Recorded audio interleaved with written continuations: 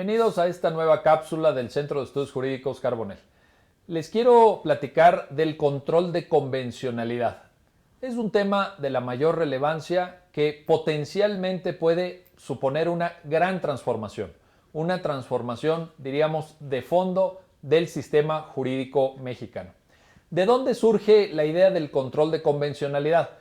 La verdad es que originalmente se trata de una creación conceptual, una creación jurídica, pues de un jurista mexicano muy prestigioso, maestro de generaciones y generaciones de abogados mexicanos, cuyo nombre es Sergio García Ramírez. Don Sergio García Ramírez fue, como seguramente ustedes saben, juez de la Corte Interamericana de Derechos Humanos.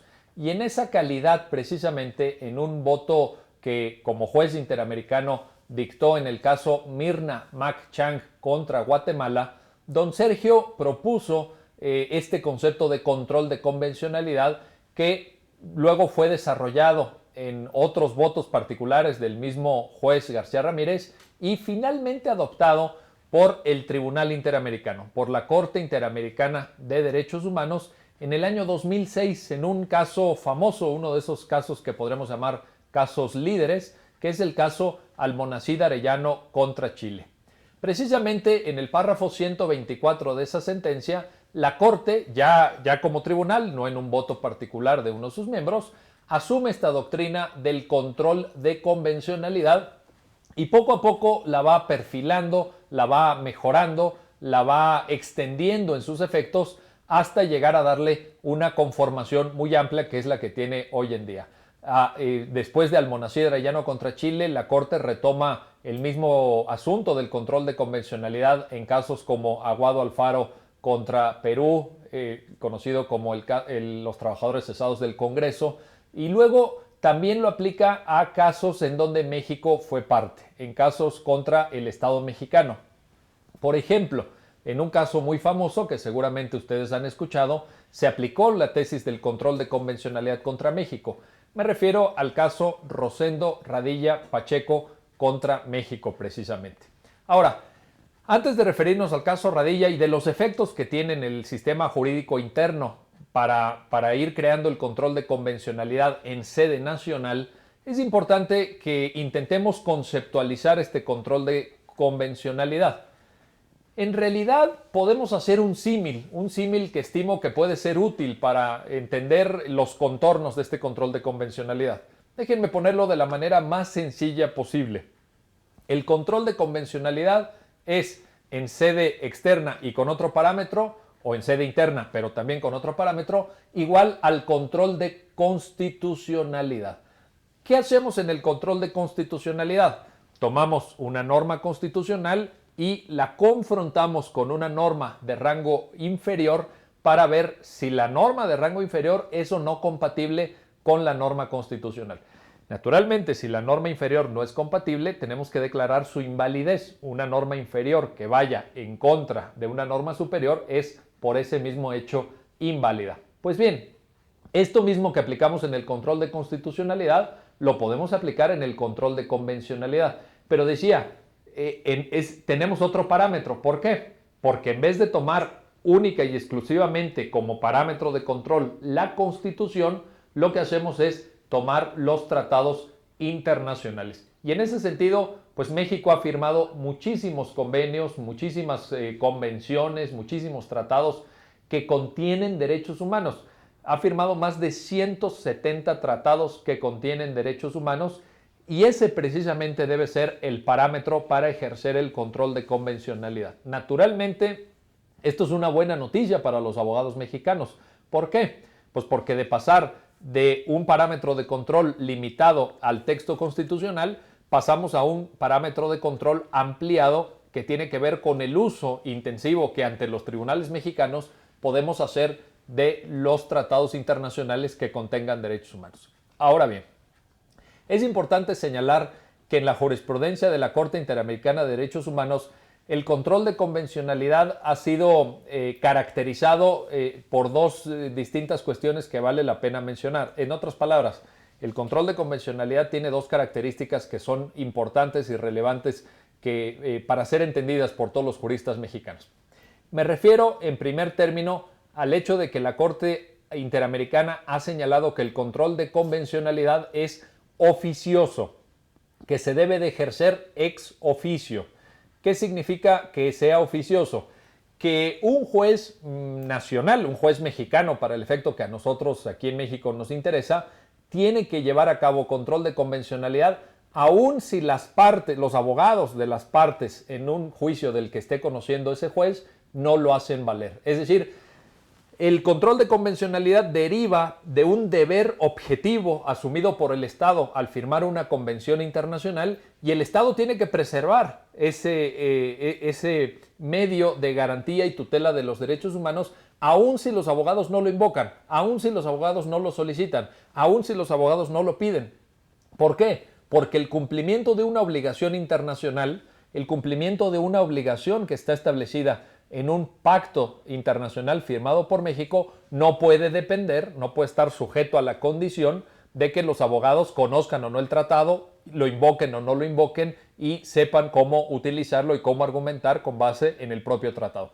Por tanto, ¿de quién es la obligación de preservar y observar la convencionalidad en el plano interno? De los juzgadores. Repito, de una forma oficiosa, de una forma ex oficio, sin que sea necesario que los abogados lo invoquen.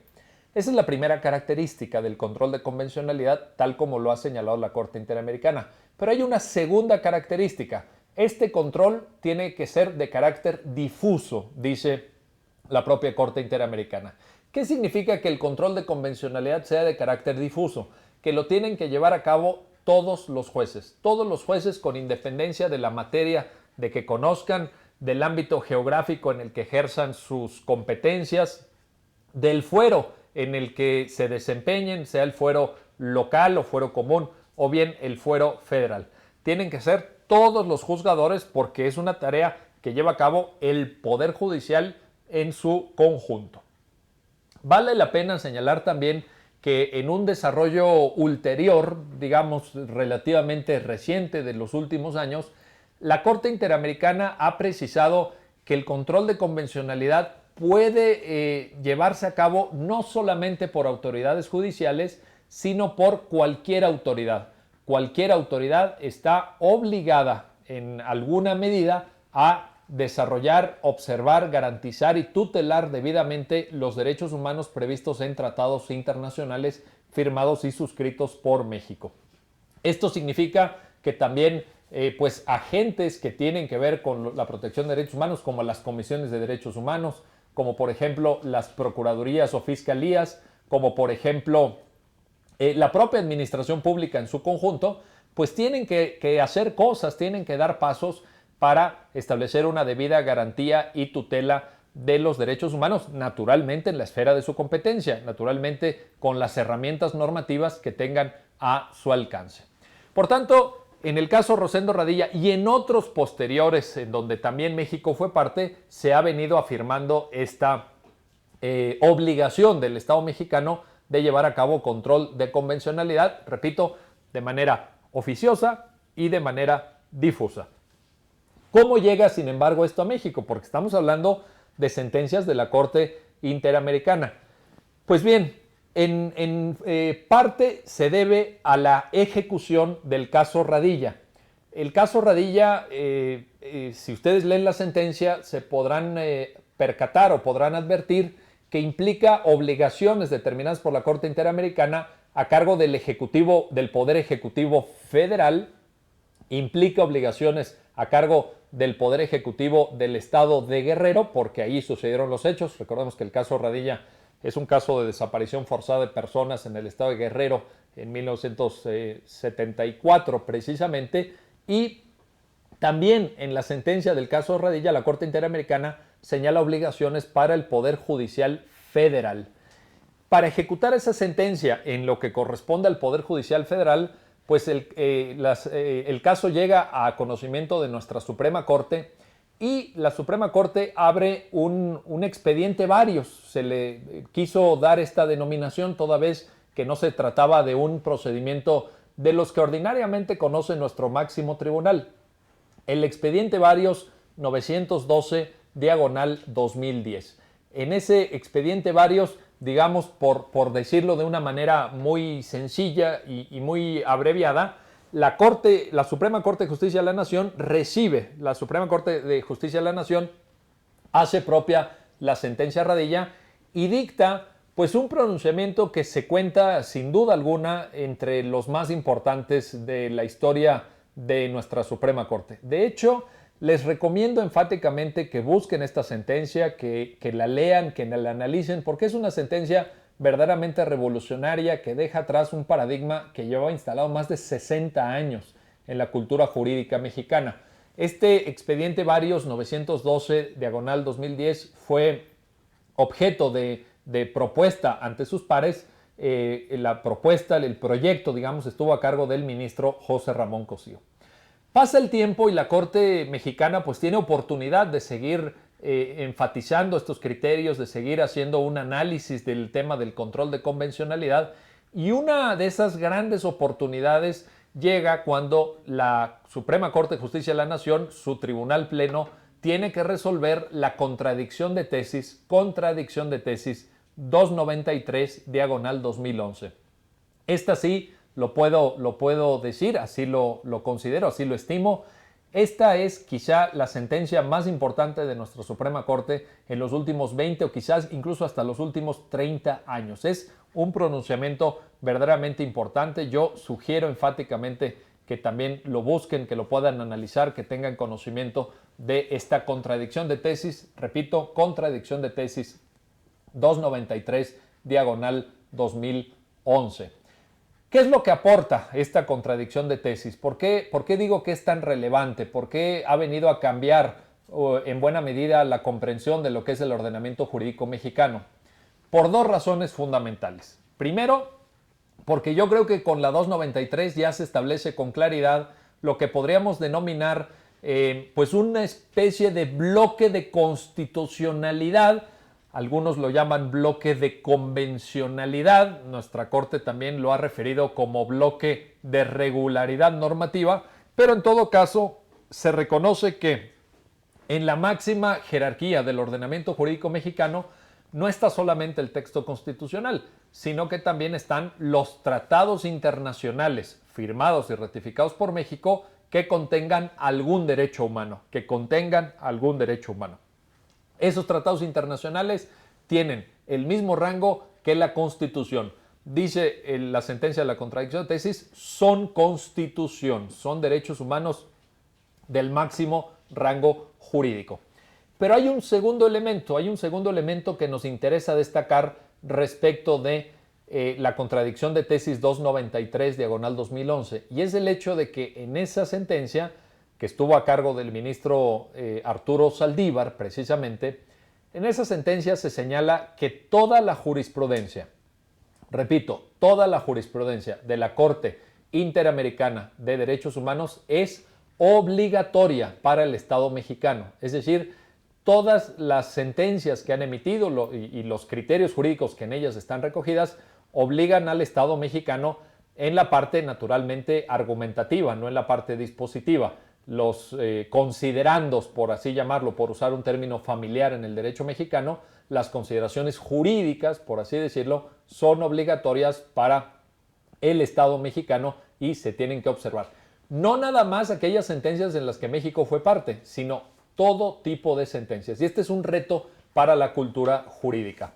El control de convencionalidad, una vez recibido en México a través de la contradicción de tesis 293 y de su precedente expediente Varios 912/2010, pues se ha venido desarrollando, se ha venido aplicando. Los tribunales federales lo han ido pues dándole contenido, dándole un perfil cada vez más preciso y más aterrizado, y incluso se ha venido aplicando a materias pues que tradicionalmente podríamos considerar que eran un tanto ajenas al tema de los derechos humanos, un tanto incluso lejanas al tema de derechos humanos, como, cito uno de los ejemplos más conocidos, el derecho mercantil.